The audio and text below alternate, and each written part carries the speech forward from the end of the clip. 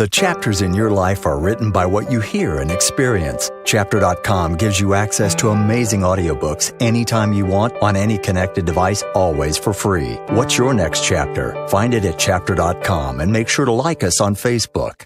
Chapter 1. The Right to be Rich. Whatever may be said in praise of poverty, the fact remains that it is not possible to live a really complete or successful life unless one is rich. No man can rise to his greatest possible height in talent or soul development unless he has plenty of money. For to unfold the soul and to develop talent, he must have many things to use, and he cannot have these things unless he has money to buy them with. A man develops in mind, soul, and body by making use of things, and society is so organized that man must have money in order to become the possessor of things. Therefore, the basis of all advancement for man must be the science of getting rich.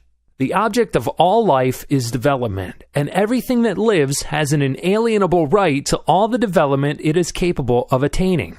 Man's right to life means his right to have the free and unrestricted use of all the things which may be necessary to his fullest mental, spiritual, and physical unfoldment, or, in other words, his right to be rich. In this book, I shall not speak of riches in a figurative way. To be really rich does not mean to be satisfied or contented with a little.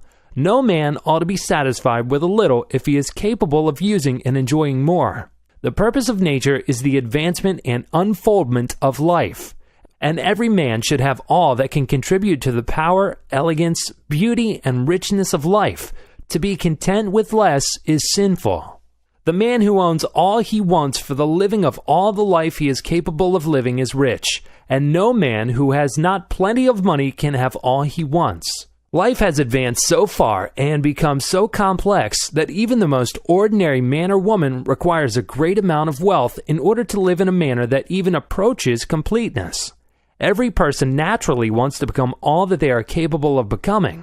This desire to realize innate possibilities is inherent in human nature. We cannot help wanting to be all that we can be. Success in life is becoming what you want to be. You can become what you want to be only by making use of things, and you can have the free use of things only as you become rich enough to buy them. To understand the science of getting rich is therefore the most essential of all knowledge. There is nothing wrong in wanting to get rich. The desire for riches is really the desire for a richer, fuller, and more abundant life, and that desire is praiseworthy. The man who does not desire to live more abundantly is abnormal, and so the man who does not desire to have money enough to buy all he wants is abnormal. There are three motives for which we live. We live for the body, we live for the mind, we live for the soul. No one of these is better or holier than the other.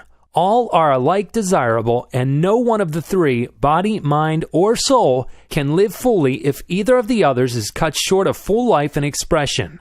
It is not right or noble to live only for the soul and deny mind or body, and it is wrong to live for the intellect and deny body and soul. We are all acquainted with the loathsome consequences of living for the body and denying both mind and soul, and we see that real life means the complete expression of all that man can give forth through body, mind, and soul.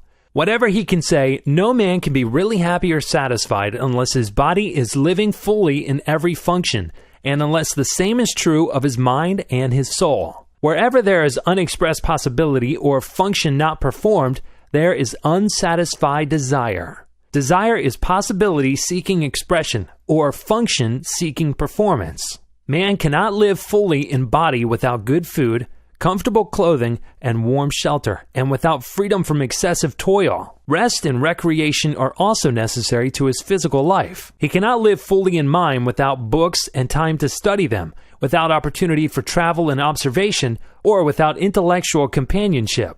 To live fully in mind, he must have intellectual recreations and must surround himself with all the objects of art and beauty he is capable of using and appreciating. To live fully in soul, man must have love, and love is denied expression by poverty. A man's highest happiness is found in the bestowal of benefits on those he loves. Love finds its most natural and spontaneous expression in giving. The man who has nothing to give cannot fill his place as a husband or father, as a citizen or as a man. It is in the use of material things that a man finds full life for his body. Listening to great authors can influence how you experience the world around you. Chapter puts amazing audiobooks from the greatest authors at your fingertips, anytime and always for free. What's your next chapter? Find it on Chapter. And please give us your feedback and opinions as we grow our services.